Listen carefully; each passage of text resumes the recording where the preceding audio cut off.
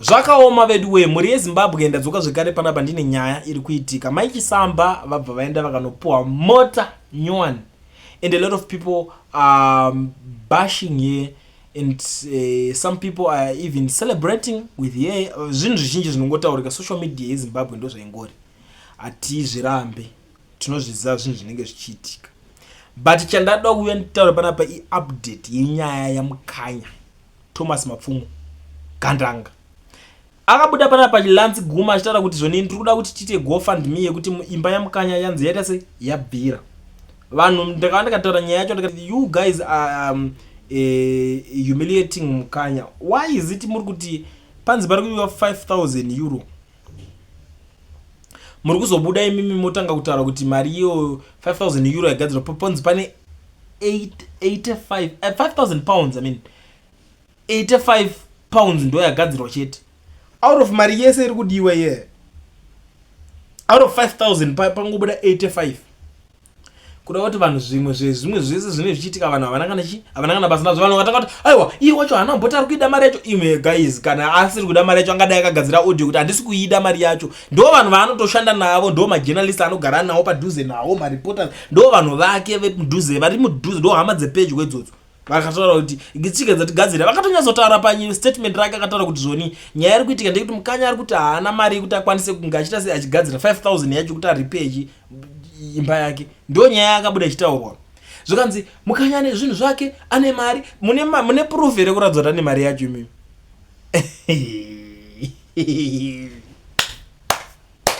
Vanhu imimika muri funny sometimes. Umwe akabuda akagadzira chighosting ndipana pakati I don't need your money, keep your money. Saka ivi mongwara zvekuti mungototadza kuziva kuti this is Mukanya aposta, ende munofunga kuti hatizive mahandles ake anoshandisa kuti this is Mukanya's handle. Munofunga kuti hatizvizive, or you think kuti mimi kana kuti zvamusinyatsorina ruzivo nezvinhu zve-social media tese hatinyatsonzwisisa kuti zvinhu zvifamba sei. Ndizvo munenge muchifunga nditi. Guys, pakanzi pari kudiwa mari, ndiani akabudisa mari yacho? Dololo? Ndiani akabudisa mari yacho? Mukanya akazoda, Mukanya akazoti mari yacho haide. Ana zvombozi mari haide, mari akati ari kutoida kana pane vari kwanisa kubatsira mubatsire. Vamwe vakandibvunza hanzi iwe wabhadhara mari. Hey guys, inini zvinhu zvoti tisingadi kuzvibudisa, ndakatoisawo yangu ipapo 200 rands. It's a lot of money. 200 rands is a lot of money. Ask those guys vari kushanda munigirikini, imari yekuti tumwe munhu anoishandira the whole day. Saka tikutotsa kuti munhu wese akangoti abudisa. Sokaona inenge isiri mari yakawanda because inenge iri I think Zimbabwe because knows it's $8.20. Kana ndisi kukanganisa parate yanhasi $8.20. It's a lot of money. A lot of money.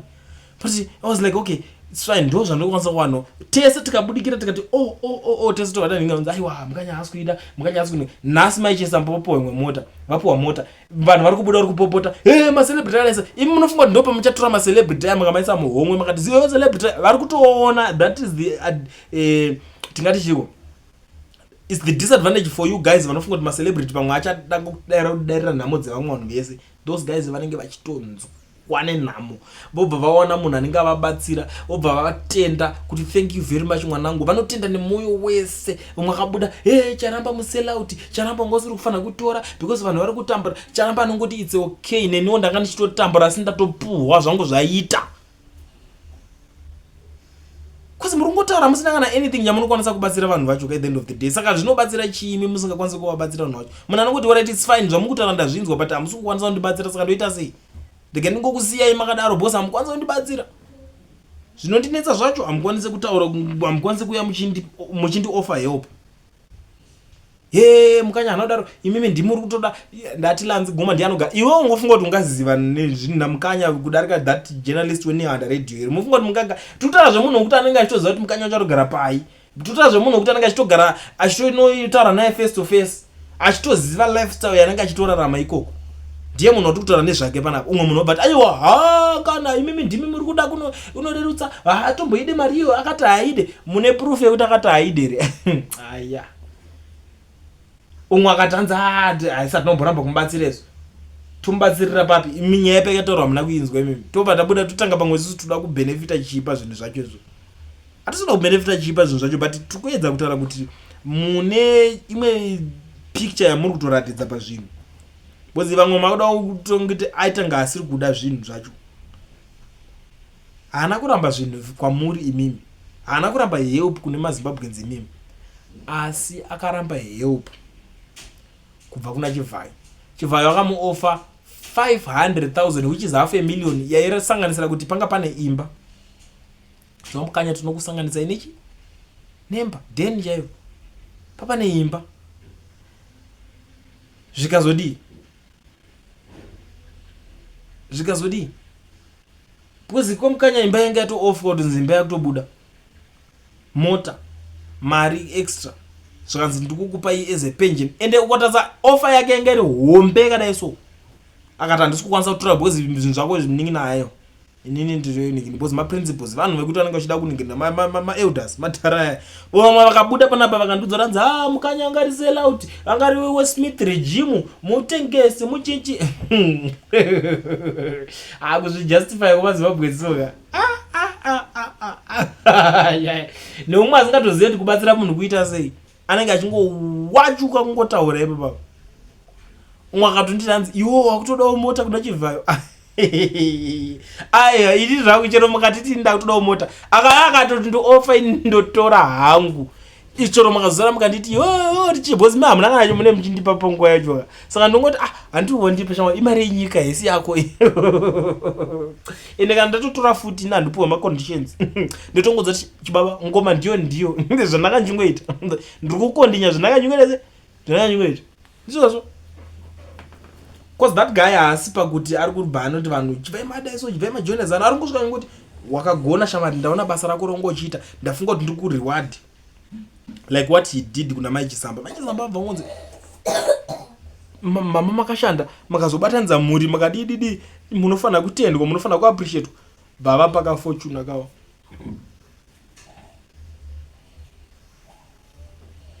asi vamwe vanhu vanga ri busy about iya inoti strategy kutoshandiswa. Ngatigare pasi tionesani kana muri kuti vanhu imimi muri kuda kuningina ngatibatani. Mukanya azotari kudai kana mumwe wenyu okay, let's not talk about Mukanya chete. Ngataridze kuti mumwe wenyu panobuda achitawirwa neproblem. Munofanira kana muri serious pakuti muri kuda kuita zvamuda kuita munosumuka mobatsirana pachenyu. Hurumende yaira kana mari ndio zvinhu zvamunofanira kunzwisa. Hurumende zvese zviri kuitwa zvese zvezvo zvana Chivhayo zvari mari iri mu vanhu. Saka vanhu imimi makatosumuka makatanga kuti takutodai so we are doing this now like what you guys have been doing. Tasai pakagadzirwa Citizen Coalition for Change imari yakareizwa pakareizwa mari cheche yekuti nyozoti panapa tatotanga zvokuti kana ivo vanhu venhigiriri reZANU vakavhunduka kuti yo ona zvikuita vanhu vakavhunduka because vanhu makasumuka makati takuda kubatana kuti ara kusumudza chinhu ichi kuti chitange. We have to do this now. Zvinhu zvinoenda mberi.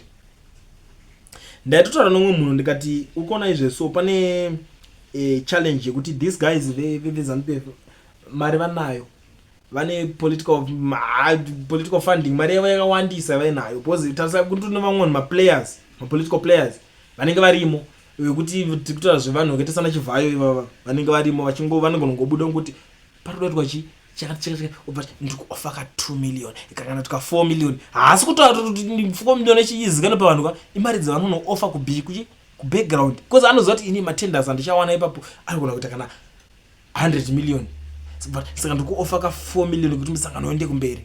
Kuna navanhu vakaita sana Tagwirei vekuti vagara vari kuchingoita zvinhu zvavo vachingoita mabusiness vachiita sei anongosvika ofa futi imwe yaari kukwanisa. Kune vamwe vanhu vakaita sana team rese ramunotoona vese namutule anani umwe ndikuofa 100,000. That's how they raise money pachavo vasati vatomboreza imwewo inezouyawo nevamwe vanhu vanenge vachida mabenefits ivo pachavo ndo marezera vanotoita vanogona kurezerai mari kana $500 million chaicho wobva kuti tinganzi tatorerwa ningirikini nevanhu avashuwa munopengeremi vanhu ava tikavada vasekerera vanotibata pakati nepakati voreza mazimari avo.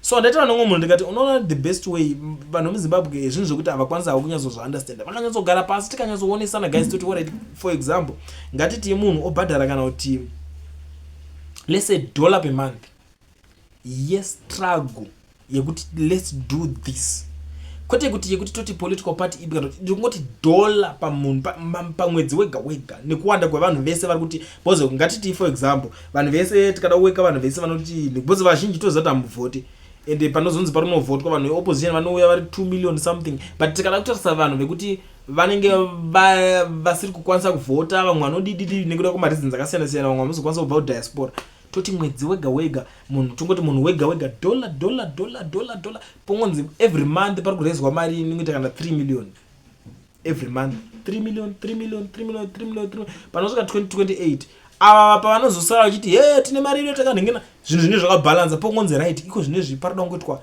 chinhu 1 kana iri opposition yongoitwa iri 1 iri kuenda ichinomira against vanhu ivava kungosvika ingoti right tatouya pane maresources hapana mabudiro avanopaita ponyatsoonesa kuti guys zvinoda kuitika pana mudizvo kuti munhu wese vanhu vakadai ngatimeke sure taite se manhu manobudikira maregister kuvhota muri kuda kunonhingirikira munhu wese onyatsoprotecta nhigirini yake vote yake zvine hasha chaizvo come on zvinhu zvinosvika pakunopera but zvimwe zvacho dzinenge dzingoriwo nyaya dzinenge dzingoriwo ndangariro nemifungo yekuti munenge muchingofunga unofuti zvinobatsira chii kuti muri kungofunga muchitadza kubatsira munhu akaita samukanya umwe akati ainzi mukanya akazodai mukanya akadai vakatanga kutotanga maspokesperson ake anyway zvinhu zvinoitika muzimbabwe hazviperi nezvinotaurwa zviperi but inini zvangu kutaura chokwadi nyaya yamukanya yakandirwadza hatidi mari dzacho haana mboti ari kuida ndime muri kutoida ndimi muda kunzi makanaka haana kuikumbira haana kuide